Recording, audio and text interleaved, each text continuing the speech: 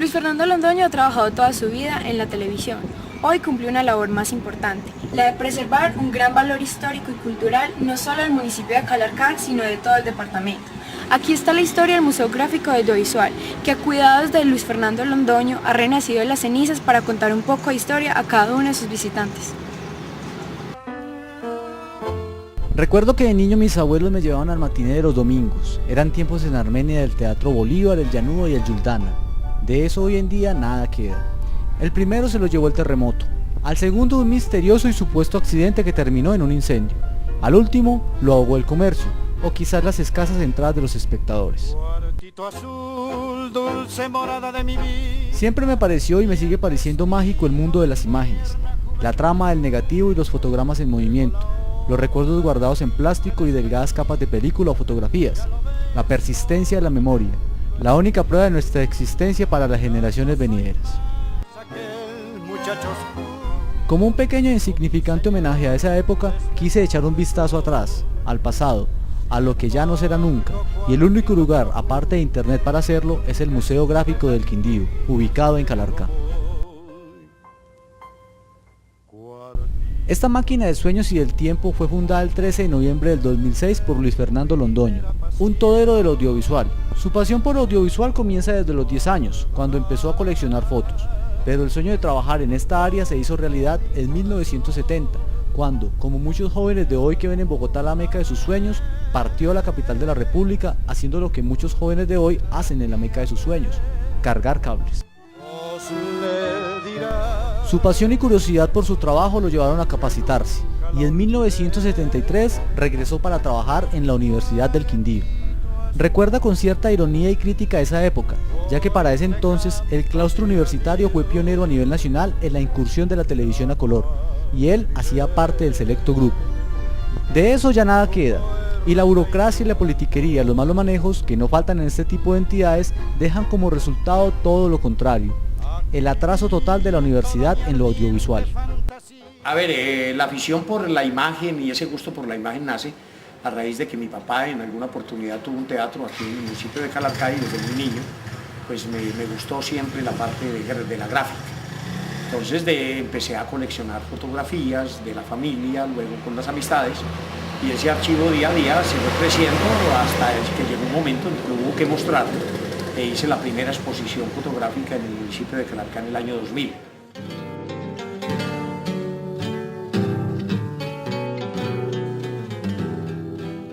Luis Fernando también laboró como corresponsal en varios medios, haciendo notas de reportería en formato cine. Nada que ver con la era digital que tanto nos facilita la labor hoy día.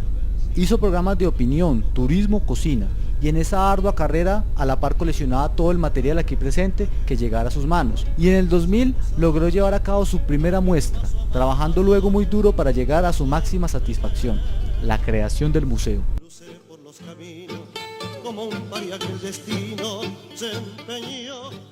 Sumado a eso, pues tenemos parte del patrimonio fílmico quindiano, desde la primera película que se hizo en el año 1948, y en video tenemos pues una importante cantidad de horas, más de 2000 horas en video, pues por mi trabajo en televisión como Luis Fernando Londoño Televisión. Fue mucho lo que logré hacer en el departamento del Quindío en televisión. A medida que caminamos por la casa me cuenta los pesares de mantenerla como museo de la imagen y lugar cultural. Me dice que a finales del año pasado se vio en la penosa obligación de anunciar su cierre, y por medio de un obituario dio a conocer la noticia. La razón: la falta de apoyo por parte de entidades gubernamentales y la escasez del presupuesto. Se unieron muchas personas para evitarlo, y al final el paciente en cuidados intensivos prolongó por unos días más su existencia, pero eso no garantiza su sostenibilidad.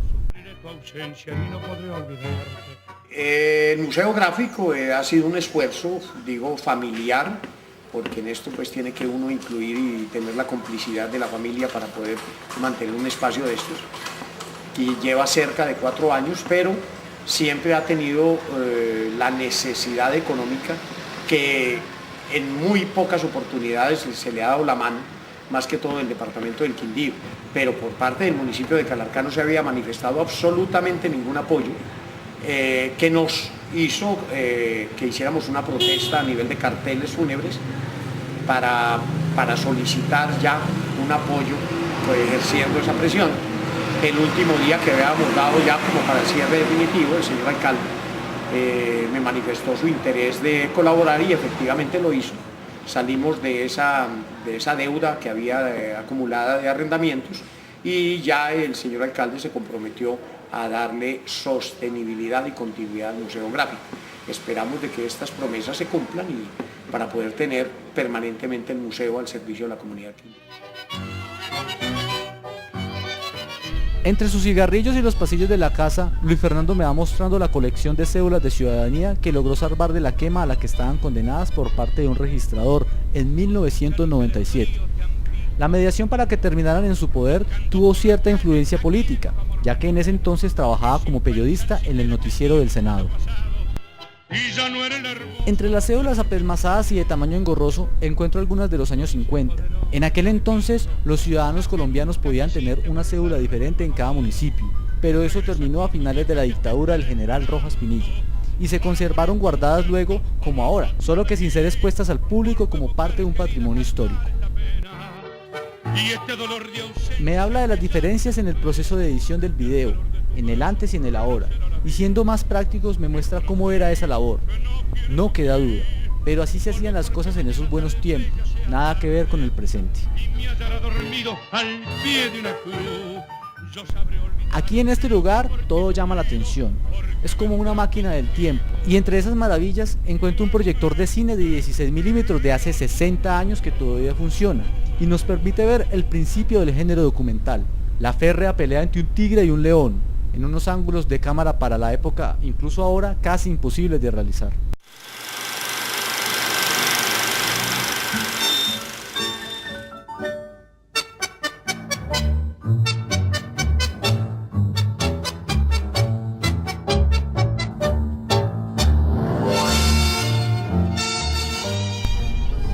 También hay cámaras fotográficas que guardan con nostalgia la época dorada del rollo, donde el material podía sobreexponerse o arruinarse por cualquier otra razón. Había más poesía de la imagen, nada que ver con las cámaras digitales de ahora, pero quizás en 50 años alguien estará contando también la misma historia.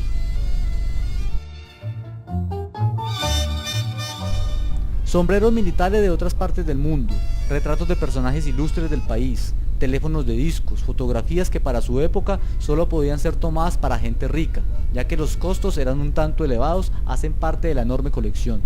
La más antigua de todas ellas, una de 1895. Curiosamente, en el mismo año, Francia proyectaba su primer fragmento de la película de los hermanos Lumière, La llegada del tren a la estación. En formato digital, Luis Fernando tiene 40.000 fotografías, para que su conservación como memoria permanezca aún más en el tiempo, que todo lo acaba. Aquí solo hay una parte de la colección, ya que en su casa tiene algunos rollos de películas que se están arruinando por la temperatura, y registros de eventos que tienen que ver algo con la historia del departamento, y por qué no, la de Armenia. Una filmación del primer partido del Deportes Quindío, la llegada también del primer avión al aeropuerto del Edén. De igual forma están guardadas grabaciones de calles, edificios y lugares que por el paso del tiempo y lo que llaman progreso ya no están. La antigua catedral de la Plaza de Bolívar de Armenia es una de ellas.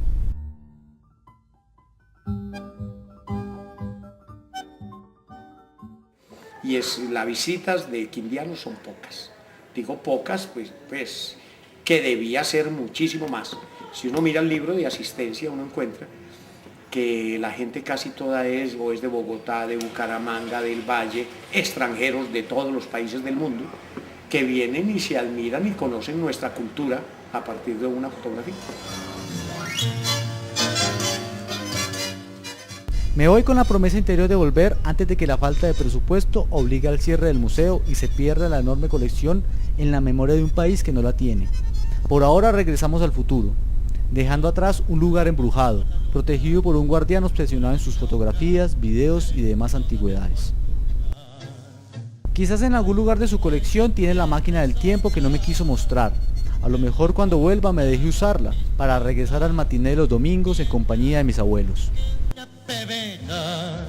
Linda como una flor.